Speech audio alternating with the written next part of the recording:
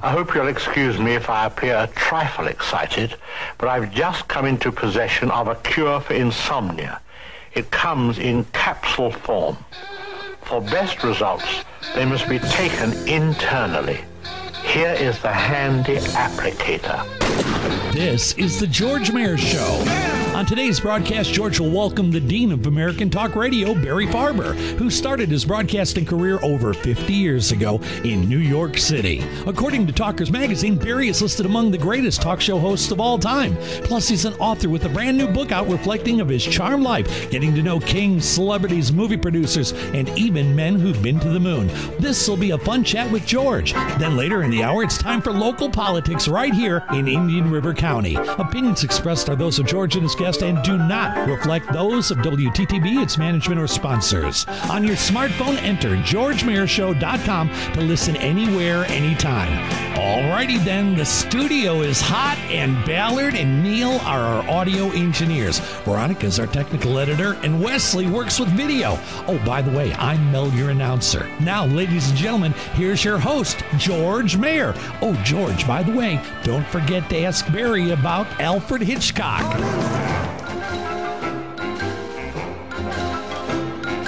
And a good afternoon, and welcome to the George Maher Show, right here on News Radio 1490 WTTB in beautiful Vero Beach, Florida. And also on the web, GeorgeMaherShow.com, GeorgeMaherShow.com, GeorgeMaherShow.com. Hey, you know what? I've looked forward to today for quite a long while now because I've looked forward to this date maybe as far back as 1960. Because when I was a kid up north, I was mesmerized, I was enchanted by our next guest's voice over the radio. His mellow southern way, his logic, just the way he stated things. And I've never heard on talk radio anyone else like Mr. Barry Farber. Barry, welcome to the George Maher Show. I am delighted you're along with us today. Thank you, George, and what a special welcome that was indeed. I really appreciate this big hunk of airtime.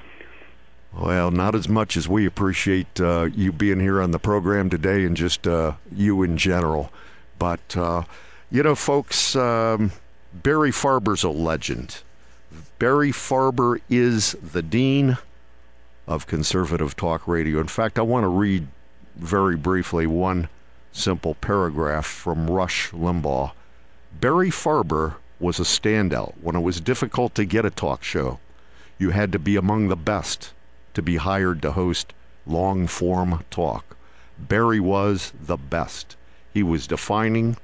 He's always been in rarefied air. Mr. Rush Limbaugh. And today we're going to be talking about Barry's fascinating, interesting, enjoyable, accurate, factual new book, Cocktails with Molotov, an odyssey of unlikely detours. Barry, you know, I kind of figured if you were going to put another book out about your experiences, it'd be like an autobiography, but you did quite the opposite. Folks, what we've got here in Cocktails with Molotov is a collection of 82 short stories. And as Barry states in the opening of the book, you only need to read chapter 1 because there is no chapter 2, and I love it. Yeah, George, my idea was I wasn't about to write an autobiography. There'd be too many dull pages or too many blank pages, and neither was I going to write a memoir until I felt I'd done something worth memoiring. No, right. But I had some interesting things come my way along the way, and I wanted to write them down, so I figured I would do the following.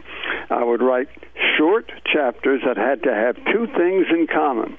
They had to be 100% true and at least somewhat unbelievable. I mean, take the title, Cocktails with Molotov. Yes, I had cocktails with Molotov. That's true. But, I mean, you know, kids from North Carolina going to Moscow and having cocktails with Molotov. That is a little bit unbelievable. So that's what I've tried to do with all 82 chapters here. And I hope there's not a dull moment. Oh, for me, there is not a one in here at all. Hey, can I ask you about a couple of...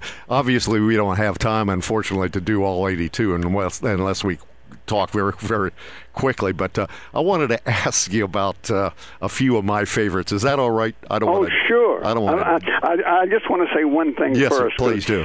Southerners hate to carry around compliments that they don't feel they deserve.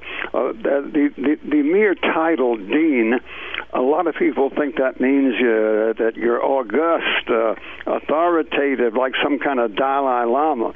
Dean merely means you are senior. You've been around a long time. Somebody was introducing me at a speech the other day, and he said, I'm not saying Farber's been around a long time, but if you look at that portrait of the Last Supper, he's third from the right. Mazel tov. That's excellent. No, but really, I'm not. You know, when I was a kid, I'd listen to all kinds of radio, and there wasn't any talk radio around too much back then. And, you know, I came across you, and I listened to your voice, and, you know, you're just very engaging. And I never thought I would end up doing talk radio. I dreamed of it, you know, as a kid. I know I'm a little sick if I was thinking about that in my childhood. But no, in all sincerity, I mean, over the years, all these people have grown up around the industry. You know, Rush Limbaugh, Sean Hannity, both of whom are number 1 and 2, Dr. Michael Savage, number 3. But, you know, these people weren't around, and you're a trailblazer. So you are the dean. You are the man. Well, thank you. I want to thank you for reading that line by Rush. Wasn't that a good lift? Oh, that's a killer. You know, okay, if we're going to do that, let's do another one. Everybody knows Sean Hannity. Quote from Sean Hannity, "Blaze the trail for all of us in talk radio. I am honored to call him a friend and a great American." Sean Hannity. Can't do better than that. No, I love it. Another guy I like quite a bit who appears on this particular network is Rusty Humphreys. Barry Farber is the radio host all other hosts look up to and strive to be. We are lucky to have such a fine man blaze the trail before us, and a trailblazer you are, sir. Well, thank you, pal. I really appreciate your encouraging words. I mean, you know, I was telling you off air, you know, I've got a lot of things that I thank you for, because I've never forgotten your name, even when I couldn't listen to you. And, you know, this isn't, Barry is not sitting back knocking out books now. Quite the opposite. He does a radio program which can be heard on a regular basis, and we'll get to that later on. But Barry, I got to ask you about a couple of my favorite stories in Cocktails with Molotov. Obviously, we talked about in the opening, the little opener with Alfred Hitchcock. But first, talk to us about Colored Water, which is. Oh, you know, they almost named the book after that chapter, Colored is that right? Water. Yeah, But Cocktails with Molotov won out by a whisker. When I was 5 years old, my mother took me to the basement of Woolworth's department store in Greensboro, North Carolina, and she didn't want to be saddled with a kid. She had some serious shopping to do upstairs. So she took me down to the toy department and said, "Barry, you put that foot there and that foot there, and don't you move either one until Mother gets back. Do you understand that?" Well, I almost did.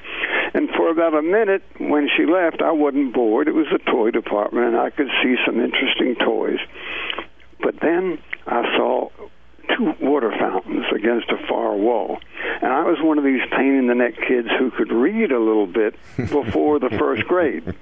And one of the water fountains had a sign, and one sign said white, and the other sign said colored. Now, I knew nothing about segregation or black people, white people, and I just thought, you know, if you ask a 5-year-old what color water is, he won't say clear, he'll say white. So I thought one of those fountains gave forth plain old clear white water, and the other fountain gave out colored water, which to me at the age of 5 was almost as exciting as fireworks. So I looked and looked and looked. There was no boredom. Oh, I wanted somebody to come. I wanted to see what that colored water looked like.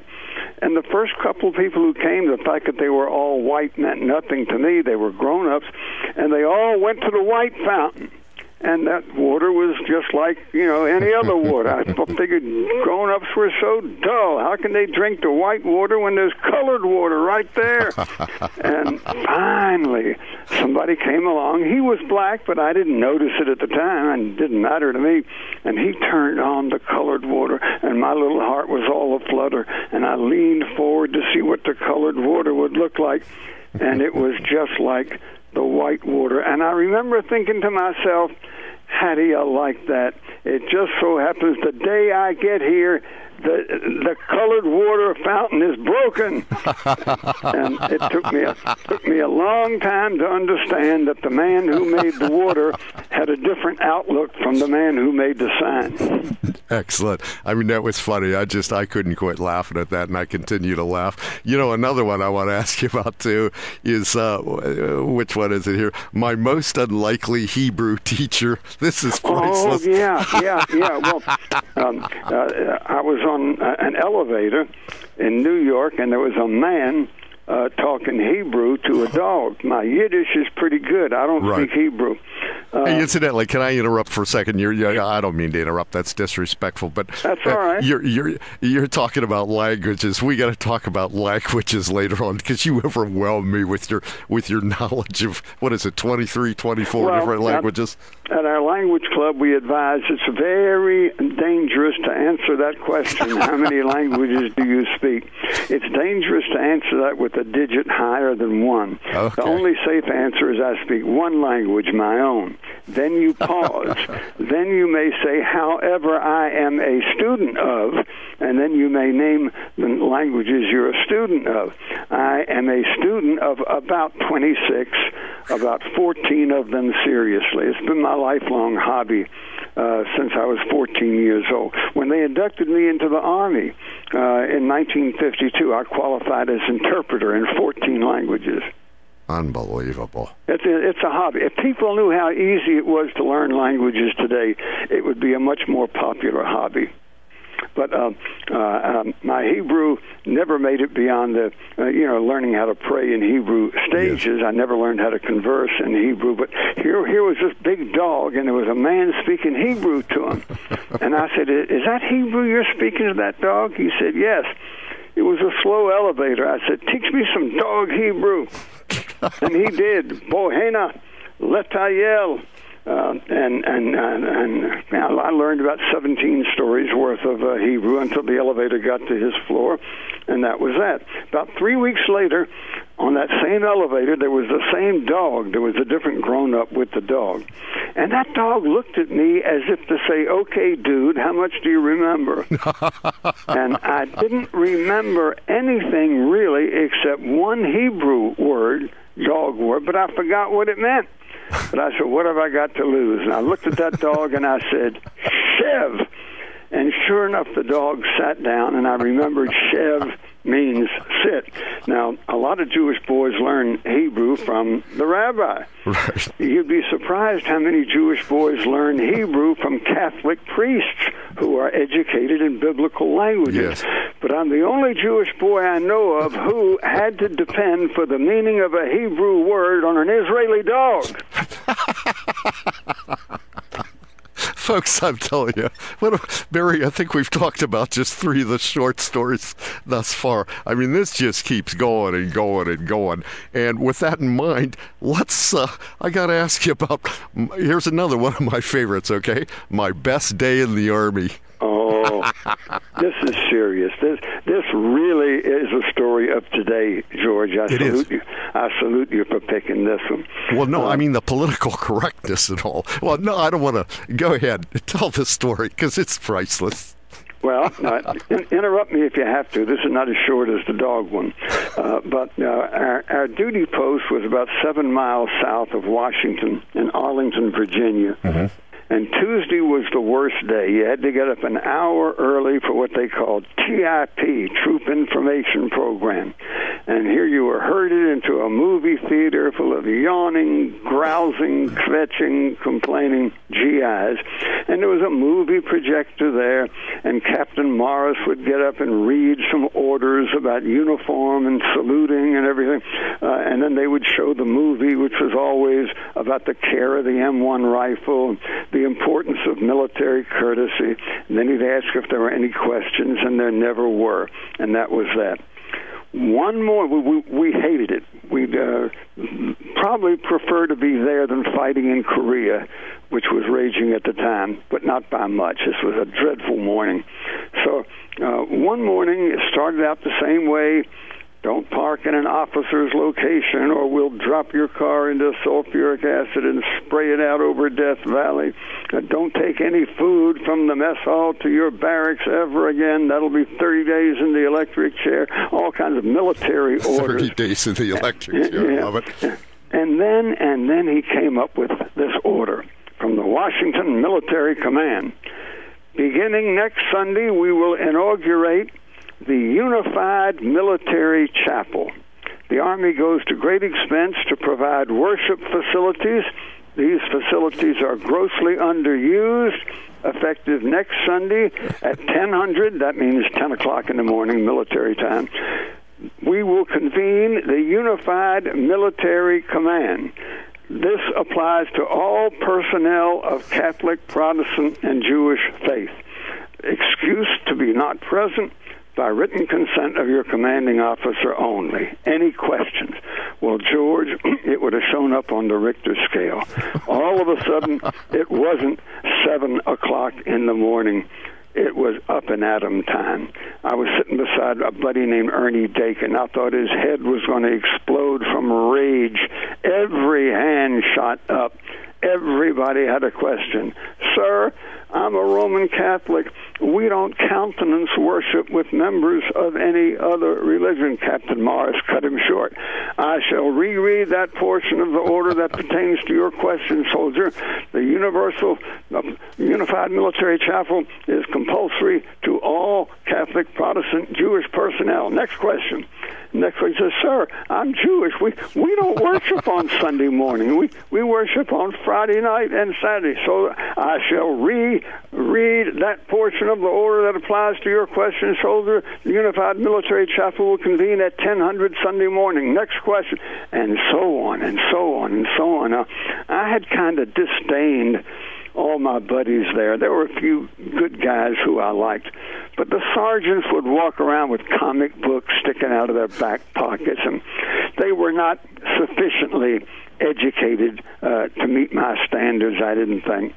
But by golly, I thought those who slept under that Virginia soil, like George Washington and Thomas Jefferson and Patrick Henry, I thought they were going to rise up and hug all those men. They knew exactly how to nail Captain Morris on that incredible order. And at the end, by the movie, whatever it was, never got shown. And at the end of the hour, Captain Morris, I didn't know he had it in him. He smiled like the front end of an Indonesian bulldozer, and he said, boys, I'm real proud of you. He said, obviously this order is phony. He said, some of the Pentagon psychological boys thought it would be interesting to see what happens if you present an order like this as though it's real to a typical group of GIs, and the whole thing's been recorded, and I'm just real proud. You're going to enter military history now. This will remain on Pentagon file, and I am real proud of the way you all rose up against this order, every single one of you. And I was very, very affected by that, because I no longer cared what kind of reading material they had sticking out of their back pocket once I learned how much of the Constitution was alive and well inside their hearts. They had the chutzpah to make themselves known, make their position clear, and that's excellent. That's timely. Wouldn't it be nice if we saw more of that happening today? I just wonder if a group like that would react like that today, or would there be more? Yes, sir. Yes, sir. What's the uniform, sir? It's unbelievable where we've gotten to, but Well, we can save that for another time, the conservative talk side. But well, I can do that for you very, very quickly. Oh, I know where we've you gotten can. to. The day after Pearl Harbor, yes, sir, there were tens of thousands of boys who were not old enough to get into the military, but their parents helped them lie about their age. Mm-hmm. There were tens of thousands who were 16. You had to be 17. There were many thousands who were only 15. The youngest one we found who lied his way into the service after Pearl Harbor was 11. Unbelievable. Now, after 9/11, there was a lot of talk.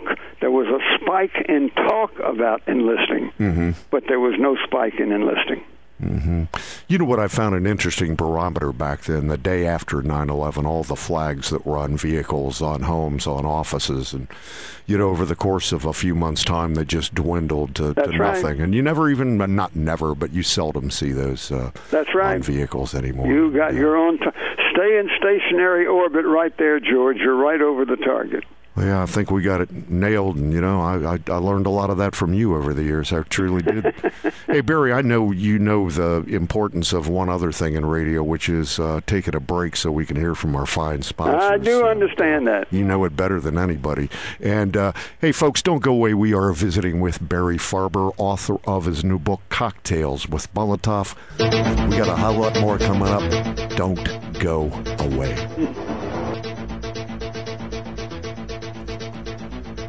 And a good afternoon and welcome back to the George Maher Show right here on News Radio 1490 WTTB in Vero Beach, Florida, and also on the web at georgemahershow.com, georgemahershow.com, georgemahershow.com. Hey, if you're just joining us or if you're rejoining us, we've been on the phone, the first segment of the program, with Mr. Barry Farber, one of my all-time favorites, and the author of his new book, Cocktails with Molotov. Cocktails with Molotov, an odyssey of unlikely detours. And I'll tell you what, if you don't own this book, you've got to get out and buy this book. You can get the book through Amazon. You can also get it over the web at WND. That's WorldNetDaily.com. That'll direct you to Barry's book. You can order right there. Get the book. You got to get this book, folks. 82 short stories, just magnificent, entertaining stories. And these are all true. These are not made up. This is not fictional. Every one of these stories, Mr. Barry Farber, our guest, was involved in. And hey, Barry, welcome back to the George Maher Show, and thanks for coming aboard today. Thank you, George. Loving it. Loving this book. Hey, can we talk about, I know we're on limited time, but, we opened up with that little production with Alfred Hitchcock. Sure. Can we talk about number 6 in your book? Sure. This is a great story. Don't forget, all these stories are 100% true, and I've tried to include as many as possible that are at least somewhat unbelievable. Well, this one became unbelievable while it was going on. Hitchcock had just released his movie, The Birds, and he wasn't about to come to us for an interview. It was my first month on the air, but he agreed to let us come to his hotel suite with recording equipment, and he was expecting whiz bang, hit him in the head, typical radio interview, and we'd be out of there. Oh, was he an optimist? And you were not to interrupt, but to interrupt, and you were a young guy at basically a local station, unknown in New York City, right? Yeah. The Big Apple, big market. On WINS in New York City, it was rock and roll at the time, except for my 1 hour at night. And Hitchcock let us come to his room. But when I reached out to shake his hand when he opened the door, I tripped over a rug, hit a table on my way to the floor, knocked over a long, narrow vase full of flowers and water, which shot across the room like an aerial torpedo, and there I was lying face down on the rug, and the flowers and water scattered all over his living room, and Hitchcock is standing there going mad, just gaping. He couldn't believe his eyes, and that wasn't the worst of it. Our hotel, the hotel he was staying in, the St. Regis, was the only hotel left in New York that still had direct current. You can imagine how long I've been doing this. So that took a very long time. My engineer, the hotel engineer, finally we got going. And I said to myself, I've got to make a comeback here. I've got to come up with a question that's so good that Hitchcock will forgive and forget. And finally, I got it. I said, I've got it. Oh, Hitchcock's going to love this opening so much. When we leave, he's going to put his arm around my neck and thank me for a great morning. Well, the engineer pointed to me. I began, Alfred Hitchcock, the scene is a local radio show. The guest is a famous Hollywood motion picture producer, and he's going to be murdered. How would you stage it? Well, without a moment's hesitation, in that rich, lugubrious British accent. When I asked him, the guest is a motion picture director, how's he going to be murdered? Hitchcock said, well, given the proper interviewer, he could be bored to death. Now, George, listen to this. It was what we call tape at the time. I could have cut that out.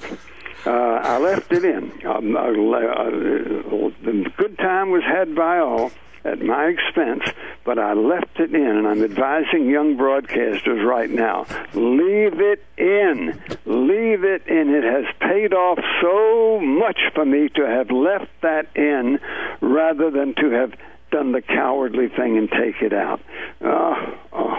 And Hitchcock did seem a little happy as we left. What a great Maybe story. because we left.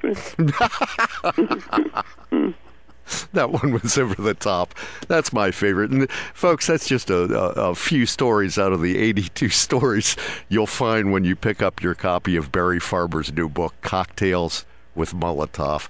Barry, I don't know what happened to the half hour. We were beyond it. It just went so quickly. And, it just, wow.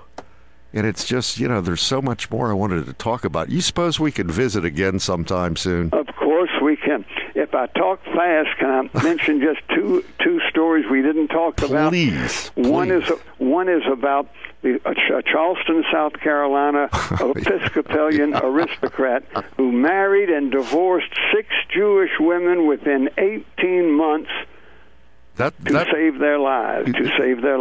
That's your buddy Charles Fawcett, isn't it? Charles Fawcett, right. And he's the only guy, incidentally, folks, that gets 2 slots in the book. That's right. He gets 2 chapters because of his heroism in World War II. Unbelievable story. And the other one is going to a football game from North Carolina to Maryland and winding up for 6 weeks in communist Yugoslavia. Please tell me. Last one under the rope. It's in the book. I'm the only living witness of a fight between Joan Crawford and Betty Davis. That's priceless, too.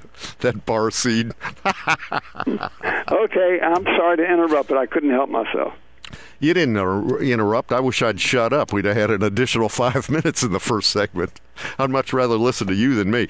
And having said that, I want you to run out, pick up a copy of Barry Farber's new book, Cocktails with Molotov, an odyssey of unlikely detours. And this is all the real deal. It's not made up. It's all credible. Barry Farber was there. Barry Farber wrote this. Pick up the book, folks. And again, you can get the book at Amazon, and you can also order it through WND, which is WorldNetDaily.com. Barry, it's been a pleasure. I just wish we had more time, but I look forward to doing this again real soon with you. George, I second the emotion, and I thank you very much for giving me such a huge lift here and for this huge hunk of time. Well, I just love your stretch of the East Coast of Florida, so I sort of feel like I've been there for the past half hour. Well, you come down anytime. We'll be glad to have you. And you got a deal, pal. To it. Good deal. Thank you so much, George. Give regards to Sarah, would you please? I sure will. Sarah Thank is you. Barry's lovely wife. Lovely wife, Sarah. All right. Hey, have a great weekend, and we'll talk to you real soon, Barry. You've helped me start one, pal. Thank you. Hey, thank you, sir. Talk to you soon. And that was, of course, Barry Farber, author of the new book, Cocktails with Molotov. You got to pick up the book, folks. And if you want some more information on the book, go to none other than GeorgeMaherShow.com, GeorgeMaherShow.com, GeorgeMaherShow.com.